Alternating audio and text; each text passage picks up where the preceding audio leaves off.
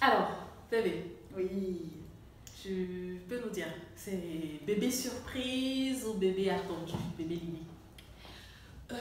Je dirais pas bébé surprise, je dirais pas aussi bébé attendu. Les deux. Ouais, dans les deux cas, je m'y attendais un tout petit peu. Franchement, voilà, vu comment, enfin par rapport à la période et tout, franchement, je savais que c'était bébé quoi. Il y avait plus de chances que ce soit bébé que pas.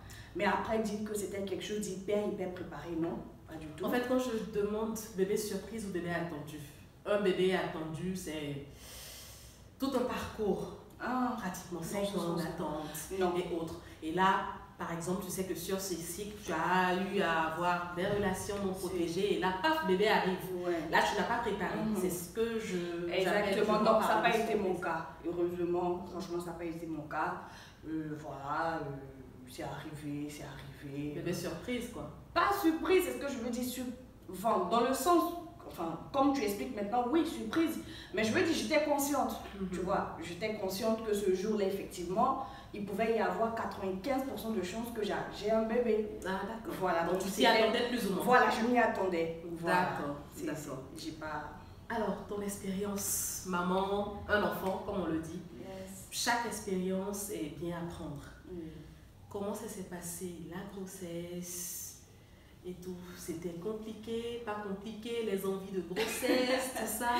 Je vais très loin dans mes pensées. Un peu bref, exactement. Mais comme ça remonte quand même à 2015, donc je vais un peu, enfin je remonte légèrement le temps pour me rappeler. Mais sinon, oui, hyper bien. Franchement, pas hyper bien parce que on sait tous, hein, vomissement normal quoi. J'ai pas eu la chance vraiment les mamans qui vomissent pas. Il y avait des vomissements et surtout ce qui m'a marqué, le fait dont je parle souvent, très souvent ça arrive, c'est le fait de ne pas pouvoir manger après 18 h. Et bébé, franchement, elle n'acceptait pas du tout que je puisse manger au-delà de 7 h. C'était pas les remontées? C'était des remontées que j'ai encore, mais avec un peu, c'est moins maintenant. Mais oui, à ce niveau-là, je vomissais. Désolée, hein, parce que effectivement, il y a des gens qui peuvent nous regarder en étant à table et tout. Mais je rendais tout ce que je mangeais après 18 h. C'était hyper difficile. Donc du coup, j'avais 2 repas. Et je suis quelqu'un d'assez potelé. Et pendant ma grossesse, j'ai pas pris de kilos parce que effectivement je ne mangeais pas les soirs.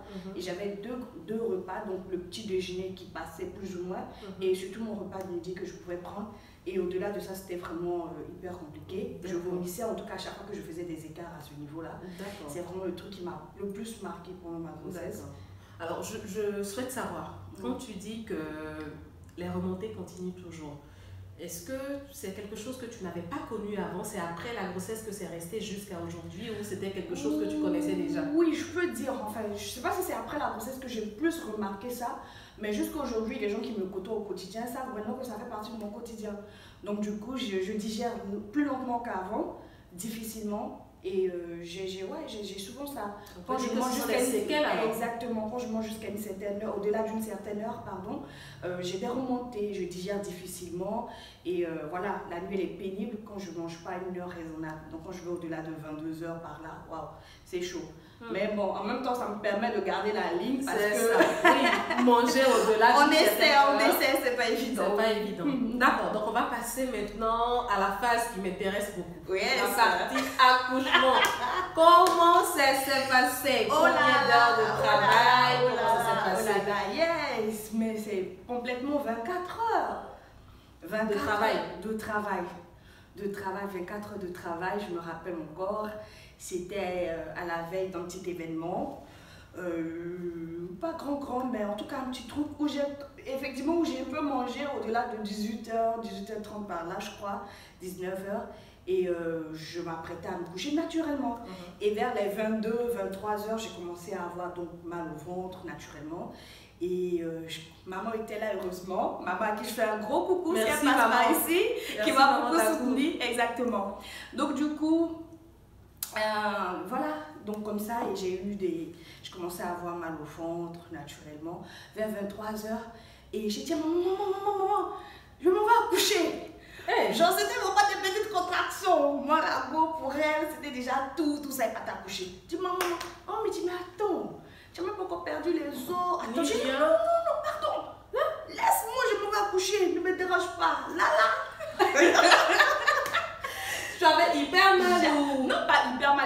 C'était supportable. C'était supportable. Et je faisais encore mon boucan et la miss. Donc la meuf, même avec 6 enfants à son actif, elle me parlait, j'écoutais même pas. Genre, j'étais trop. Et la mère, elle savait que c'était même pas encore le bon moment. Mais moi, dans mon excitation et tout. Donc là, c'est dans les 2 à 3 heures. Oui, de travail. Oui, 2 à 3 heures de travail. Donc du coup, je lui dis, bah, on part. Elle me dit, ok. Donc du coup, on part et on arrive à un hôpital là, ici. Je ne sais pas si je peux dire le nom, mais c'est pas grave. Tu connais bien. De faire de Exactement. Donc on y était, on est arrivé. Et après, tout ce que les doigtés et tout, les dames me disent que bah, tu peux encore à terme ou tu en... Même pas combien? J'étais même pas, j'étais à 2 doigts, je crois. Et j'étais vraiment pas au truc. Et justement, toi, tu n'étais pas loin à l'époque, oui. Tu te rappelles. Et j'étais chez toi, tu m'as bien reçu, tu nous as reçu naturellement avec maman et tout. On est resté et on repartait chaque peut-être 30-40 minutes, chaque 2 heures ou 4 heures, je ne sais même plus moi. Mais c'était toujours pas le cas. Tu es revenu du travail, tu nous as trouvés là-bas et on me disait que c'était toujours pas prêt. On me disait, madame, marchez. Désolée de te couper. Mais sœur, vous savez quoi? Lorsque nous sommes enceintes et que nos mamans viennent prendre soin de nous, sachons d'abord que c'est parce qu'elles ont de l'expérience. Quand maman te dit que ce n'est pas le moment, elle sait de quoi est-ce qu'il s'agit. Parce que le fait d'être à l'hôpital avant l'heure, ça stresse beaucoup. Ça augmente même la tension à 75, si je peux le dire ainsi. C'est pas évident. Donc, s'il vous plaît, quand la maman dit, ma fille, doucement. Il faut aller doucement, il faut supporter. Au moment où la maman sait que c'est vraiment le moment et que ça ne peut pas attendre, on peut y aller. On se presse, on arrive à l'hôpital et après on est impatient. Alors je t'écoute. C'est ça, c'est vraiment ça. Il faut vraiment écouter nos mamans, surtout qu'elles ont plus d'expérience et ça joue énormément.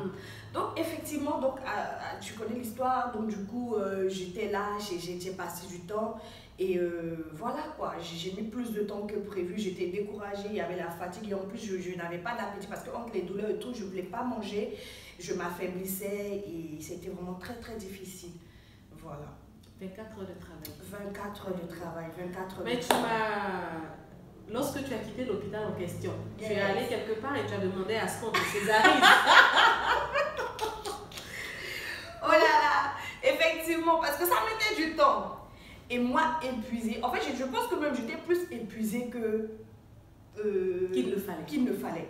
Et je pense que même les douleurs à ce niveau-là ne comptaient plus parce que c'était plus la fatigue. 24 heures debout. Je n'avais pas fermé les yeux, j'arrivais pas à dormir parce qu'entre temps, il y avait des contractions. Et c'était hyper difficile. Et à chaque fois quand je repartais, quand je voyais la dame, je me disais, c'était pas prêt, c'était pas prêt. Madame, marchez, c'est tout ça. Marchez, et marchez. Et quand tu marcher. Et marcher, franchement, ça pouvait me tuer. Et ma mère qui était là, je lui faisais qu'elle me parlait comme si c'était elle qui m'avait mise en scène.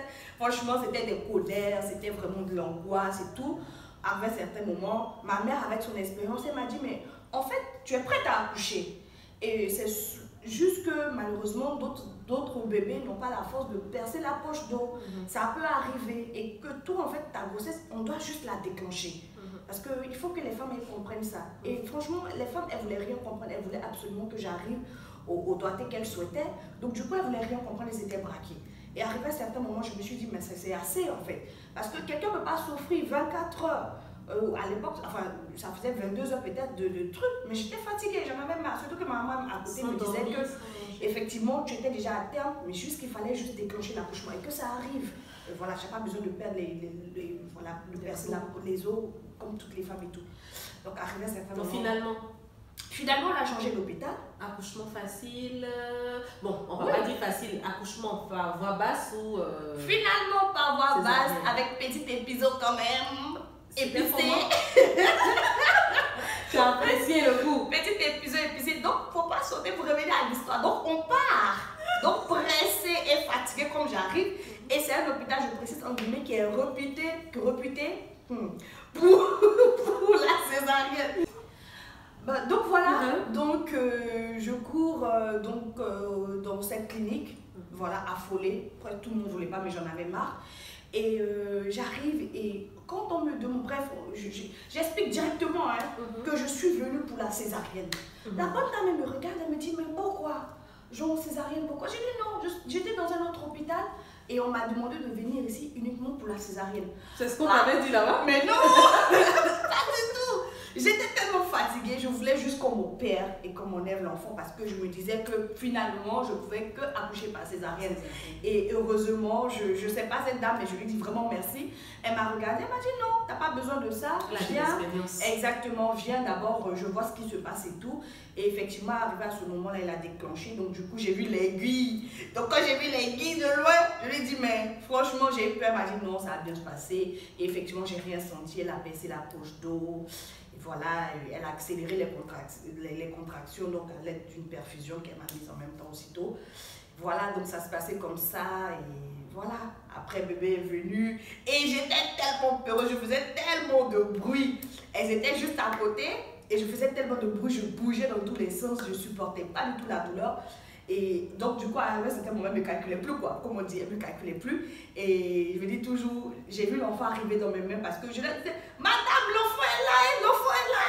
Mais elle pensait juste que je criais parce que depuis que j'étais là, je passais tout le temps à crier. Et elles ont vraiment réalisé quand je disais, madame, la tête de l'enfant est là. Et franchement, la tête de l'enfant était vraiment dans mes mains quand je les appelais et c'est vraiment quelque chose de très enrichissant, c'est très bien. Voilà, j'étais la première à toucher mon enfant, ça me fait énormément plaisir, exactement. Bon, félicitations encore. Mais merci. Parce que c'est vrai que ça fait des années, combien d'années déjà? Ça fait 6 ans, mais 7 ans bientôt, le mois prochain. Joyeux anniversaire en avance, ma princesse. Joyeux anniversaire de Lily en avance. Vous voyez, c'est vrai que là, on parle d'une histoire 7 années en arrière. Yes. Mais quand on en parle encore, c'était comme si c'était hier. Je me souviens, j'étais présente. Ça n'a pas été facile. Puisque la pauvre, vous savez, quand on est encore jeune et que c'est le premier bébé, elle avait acheté même le pyjama des grands événements donc pour la circonstance. Mais je me souviens que j'ai fini le boulot aux alentours de 19h, le temps de les trouver à la clinique. Il était pratiquement 20h, mais je n'ai pas reconnu ma soeur. Elle avait noirci. Mais là, je suis claire. Je suis métisse. Elle avait noirci. J'avais sombri. Le pyjama même flottait. Non, mais c'est... Ça fait pitié. C'est une expérience. Franchement, c'est quelque chose que il faut chacune vivre. Chacune vit cette expérience-là à sa manière. Pour certaines, c'est hyper facile. Il y en a aussi avec ces petits côtés épicés là. C'est ce qui rend l'accouchement intéressant. C'est ce qui rend un accouchement intéressant. C'est ce qui le rend inoubliable en fait. Après, quand c'est trop facile, après il y a de ces femmes qui ont beaucoup de chance. Après un accouchement, une grossesse, on ne peut pas oublier. Mais moi je pense que le fait qu'il y ait ce petit truc là, cette petite difficulté, ce genre de petite douleur, le fait de ne pas manger jusqu'à une certaine heure, après les vomissements, oui, mais je veux dire que c'est l'ensemble franchement, et au final c'est vraiment quelque chose de beau. C'est ce qui fait en fait qu'au final on adore nos enfants. C'est ce qui fait et que désolée de te couper, non. Comme elle le dit, c'est tout cela qui fait qu'après, lorsqu'on voit notre bébé, on oublie toute cette douleur. Parce qu'on voit cet être merveilleux, cet être innocent, cette crevette-là qu'on tient et on se dit quoi, je dois me battre pour cet enfant. Voilà. Vraiment, merci beaucoup. Merci à toi, ma grande sœur. Merci beaucoup. C'est un plaisir. Quand bébé se fait attendre, je vois que tu n'as pas de boucle. Oh! Tu n'aimes pas trop les boucles, mais là, pour ceux qui sont à Casa, je vous parle un peu de Vaccess qui fait des accessoires avec le Pine Wax. C'est très joli. Le nom Vaccess. Et elle fait de très belles choses. Elle fait des cache-nez, des cache-cou, elle fait des sacs à main, des accessoires. En tout cas, tout est fait. J'ai vu des pantoufles aussi. Oui, des pantoufles, des chapeaux. Souvent, je porte et je fais sa pub. Elle est vraiment bien. Donc, si vous pouvez passer sur sa chaîne Instagram, elle se fera le plaisir aussi de vous présenter ses articles. Je remercie également Jenny. Oui, je vais le mettre en description de la vidéo. Et petit présent de la part de Vaccess. Oh, une paire de boucles. Mais vraiment. Une paire de boucles. Tu peux mais faire le plaisir de porter. Bah oui, je vois une photo. Mais franchement, je vais le faire. Voilà. Surtout que je suis pas très accro, mais ouais, de temps en temps, ça change tout. Oui, ça change. Avoir une belle paire de boucles. Et merci beaucoup, Lana. Merci, c'est gentil. J'aimerais dire aussi merci à la make-up artiste Jenny Wando, vraiment qui est là. Coucou Jenny. Coucou Jenny, vraiment qui donne de son temps, qui vraiment fait son travail avec amour. Vraiment, merci beaucoup Jenny pour tout ce que tu fais pour nous. Voilà, nous sommes à la fin de cette rubrique pour toutes ces mères qui souhaitent partager leur expérience personnelle sur l'accouchement. Une seule adresse, quand bébé se fait attendre, bah il a là. On se dit à la prochaine vidéo. Bye bye. Bye bye.